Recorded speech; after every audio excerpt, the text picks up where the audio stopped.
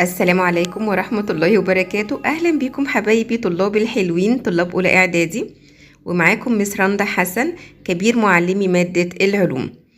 طبعا احنا بنكمل مع بعض شرح منهج العلوم للصف الأول الإعدادي، المنهج الجديد.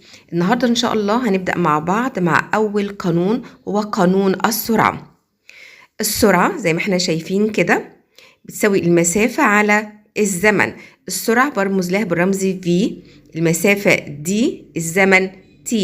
طيب عايزة قبل ما أبدأ أحل عايزة أعرف يعني إيه المسافة. ما المقصود بالمسافة؟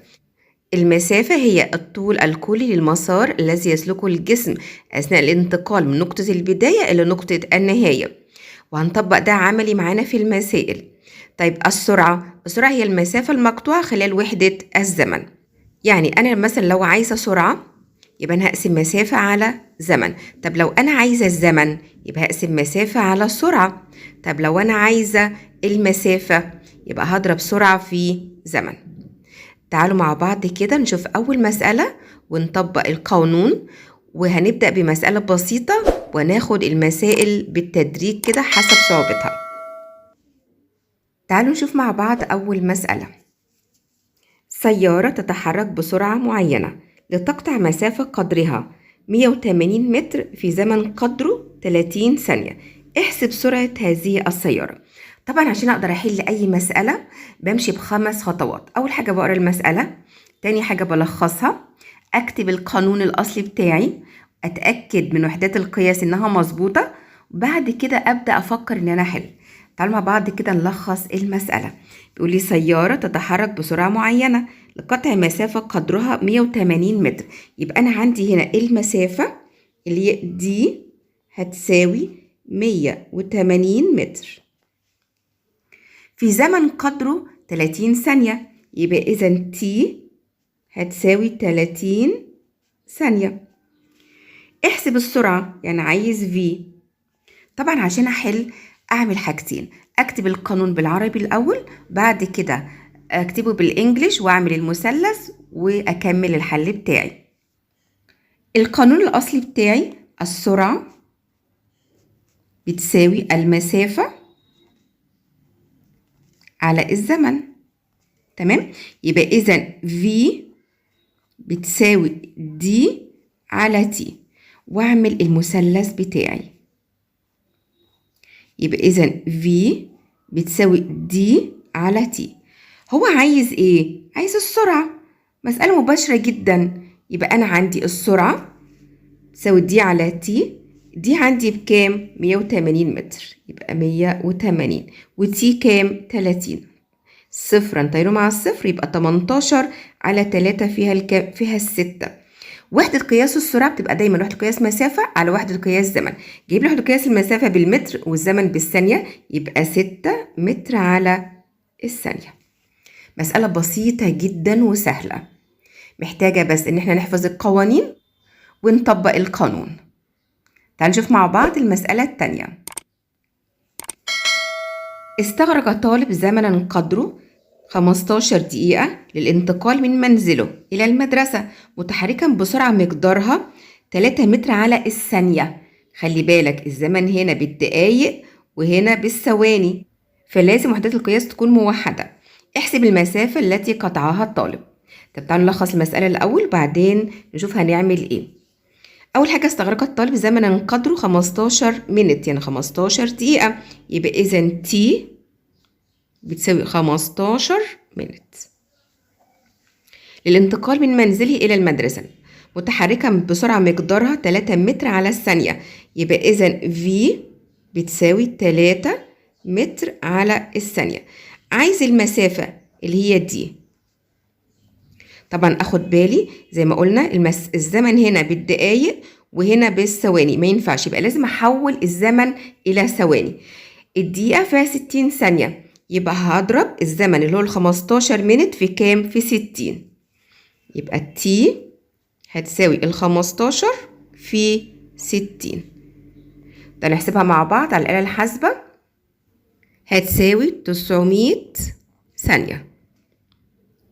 بعد كده أكتب القانون الأصلي بتاعي. احنا بنقول القانون بيقول ايه؟ السرعة تساوي المسافة على الزمن. يعني V بتساوي دي على تي، واعمل المثلث. طبعا الحاجات دي مهمة جدا جدا، هتسهل عليكم حل المسألة. يعني ما تقروش المسألة وتحلوها على طول، لا، لازم ألخصها وأشوف وحدات القياس وأكتب القانون الأصلي بتاعي، وبعدين أفكر إن أنا أحل. يبقى أنا عندي V بتساوي دي على تي. هو عايز هنا إيه؟ عايز دي المسافة. طيب تمام، يبقى أنا أكتب كده دي هتساوي، أحط إيدي على الدي، هتساوي V في تي. يبقى V اللي هي السرعة في تي اللي هو الزمن. السرعة مديها لي كام؟ مديها لي 3 متر على الثانية. في الزمن كام؟ احنا جبناه 900 ثانية. 9 في 3 ب27، وهننزل الصفرين، يبقى 2700. المسافة بالإيه هنا؟ هعرفها إزاي؟ هل بالكيلومتر ولا بالمتر؟ حسب الوحدات القياس زي ما انتم شايفين عندي كده، حسب وحدات القياس موجودة في المسألة. السرعة بالمتر على الثانية، يبقى إذن المسافة بالمتر والزمن بالثانية. طبعا يبقى هنا كام؟ 2700 متر. مسألة سهلة وبسيطة جدا. لو عايزين تسألوا على أي حاجة سيبولي السؤال وأنا هرد عليكم. تعالوا نشوف مع بعض المسألة رقم 3.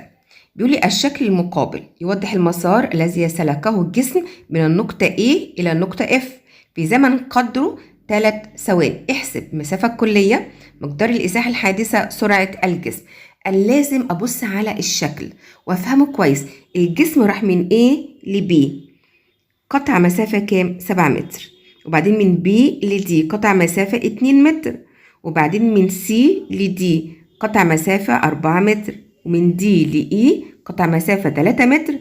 ومن E ل F قطع مسافة برضو 3 متر. يبقى أنا موضع البداية عندي مين؟ إيه؟ يبقى أكتب كده عندي إيه؟ موضع البداية. انتهى فين؟ عند F، يبقى ده موضع النهاية. ليه بعمل كده؟ عشان لو طلب مني مسافة بحسب طول المسار الكلي، كل اللي هو مشيه في المسألة من موضع البداية لحد موضع النهاية.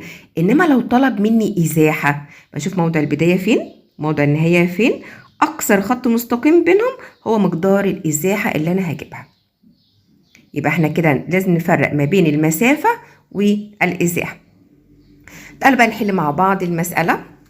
أول حاجة في المسألة عايز المسافة الكلية. زي ما قلنا المسافة الكلية هي طول مسار الفعل، يبقى إذن دي هتساوي AB زائد BC زائد CD زائد DE زائد EF. نبدأ إن احنا نعوض. دي هي المسافة الكلية هتساوي 7 زائد 2 متر، 7 متر طبعا زائد 2 متر زائد 4 متر زائد 3 متر وزائد 3 متر كمان. هنحسبهم كده ونكتب الرقم، تبقى 19 متر. يبقى المسافة الكلية كام؟ 19 متر، وده طبعا رقم 1 في المسألة. تعال نشوف رقم 2. رقم 2 عايز ايه؟ مقدار الإزاحة الحادثة. احنا لسه قايلين الإزاحة هي ايه؟ أقصر خط مستقيم من موضع بداية الحركة إلى موضع النهاية. يعني هوصل ايه لإف دي، يا ترى هتطلع كام؟ لو بصينا على الرسمة ال AF دي هتساوي ايه؟ هتساوي BC زائد DE، نفس المقدار. لو انتوا شايفين كده بصوا، يعني لو هجيب دي كده اهو هنقسمها نصين، يبقى بي كأنها مقدار BC زائد DE. تعالوا نحسبها كده مع بعض. يبقى أنا عندي الS هتساوي اللي هي ال AF هتساوي ايه؟ هتساوي ال BC زائد ال DE. يبقى إذن ال BC كام؟ تبقى 2 زائد ال DE 3. هتديني كام؟ هتديني 5 متر. تالت حاجة عندي هو عايز سرعة الجسم. سرعة الجسم احنا قلنا V سرعة بتساوي المسافة اللي هي دي على الزمن T. المسافة طبعا بحسب المسافة الكلية اللي احنا كنا جايبينها الكام؟ 19 متر على التي اللي هو الزمن الكلي. هو مديهولي في المسألة، بصوا الزمن قدره كام؟ 3 ثواني، يبقى 19 على 3 هتساوي 6.3 متر لكل ثانية. مسألة سهلة جدا وبسيطة. لو ليكوا أي سؤال سيبوهولي وأنا هرد عليكم. المسألة رقم 4 بيقول لي الشكل المقابل: تحرك شخص من النقطة A إلى النقطة D. احسب المسافة التي قطعها الشخص، مقدار الإزاحة المقطوعة. طبعا عشان اجيب الإزاحة عايزة موضع البداية وموضع النهاية وأقصر خط مستقيم بينهم. السرعة التي تحرك بها هذا الشخص. الشخص اتحرك من A ل B ل C ل D. يبقى موضع البداية فين؟ A، يبقى اكتب كده A البداية. موضع النهائي مين؟ D، يبقى D النهاية. أقصر خط مستقيم اللي هي بين A ل D ده يعتبر مقدار الإزاحة. إنما لو عايزة المسافة التي قطعها الشخص بحسب كل المسار اللي هو اتحركه من A ل B ل C ل D. تعالى نبدأ نحل كده مع بعض. أول حاجة رقم 1 عايز المسافة، يبقى دي هتساوي AB زائد BC زائد السي دي. بس واتوقف هنا ليه يا مس؟ عشان هو ما قاليش رجع لايه تاني. لكن لو كان قال لي رجع لايه تاني او الموضع البدايه تاني كنت هحسب AB زائد BC زائد CD زائد DA. تعالوا نعوض كده، يبقى بتساوي AB كام؟ 24 متر زائد الBC 12 زائد الCD برضو 24. هنحسبها هتبقى 60 متر. يبقى المسافة الكلية كام؟ 60 متر. تعالى رقم 2 عايز مقدار الإزاحة المقطوعة. طب احنا قلنا الإزاحة أقصر خط مستقيم بموضع البداية لموضع النهاية، يبقى AD. يبقى الإزاحة اللي هي S هتساوي AD هتساوي كام؟ هتساوي 12 متر، لأن هنا كل الضلعين متقابلين متساويين. BC 12 متر يبقى AD برضو 12 متر. رقم 3 عايز السرعة اللي اتحرك بها هذا الشخص. طبعا عشان اجيب السرعة يبقى محتاج المسافة الكلية ومحتاج الزمن الكلي. طبعا المسافة الكلية احنا جبناها هنا 60 متر.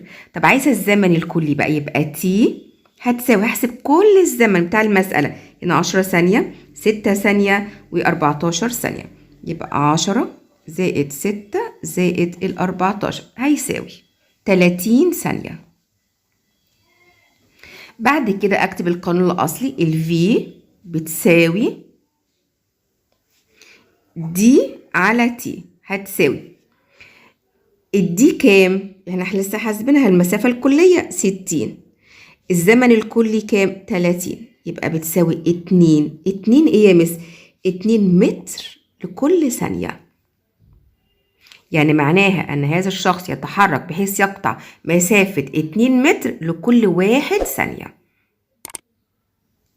تعالوا نشوف مع بعض المسألة دي.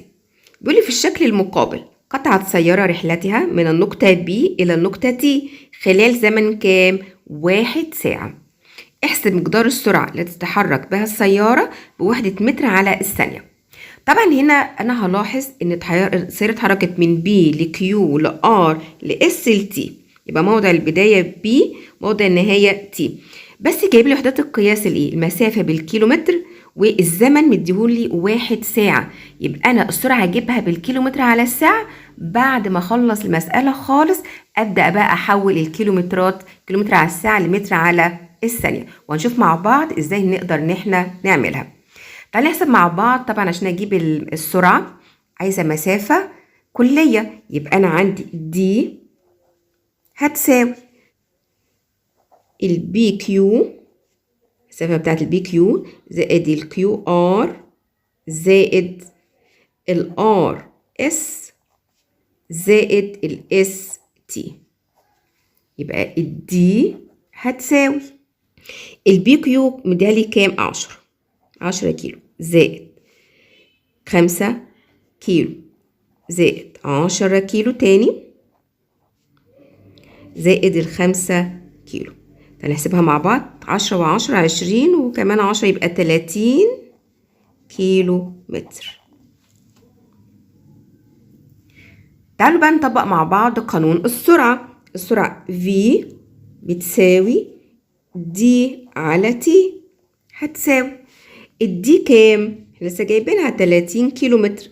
الزمن كام؟ قال لي 1 ساعة، يبقى 30 على 1 هتساوي 30 كيلو متر على الساعة. طيب بس هو مش عايز كده، مش عايز كيلومتر على الساعة، وعايزها بالمتر على الثانية. يبقى أنا هحول من كيلومتر لمتر، يعني هضرب في 1000، يبقى هتساوي، يبقى الفي هتساوي 30 دي هضربها في 1000 ليه يا مس؟ عشان هي كيلومتر وعايزة أحولها من متر، من كيلومتر لمتر، يبقى هضرب في 1000. طيب على علامة العلى أهي. الزمن جايبهولي بالساعة، أنا عايزة أحولها لثواني، يبقى هقسم على 60 في 60 بيساوي، أعملها طبعا على الآلة الحاسبة عندي، هتطلع 8.33 متر على الثانية. طيب هسألكوا سؤال وردوا عليا في التعليقات، وأنا هرد عليكم وأقول لكم الإجابات صح ولا غلط. أيهما أسرع؟ سيارة تتحرك بسرعة 30 كيلومتر على الساعة، أم سيارة تتحرك بسرعة 8.33 متر على الثانية؟ يا رب تكونوا فهمتوا المسائل معايا النهاردة، وإن شاء الله الفيديو اللي جاي هتكلم على قانون الشغل، ونحل مع بعض مسائل على قانون الشغل. وأتمنى لكم التوفيق. شكرا لكم جدا، مع ألف سلامة.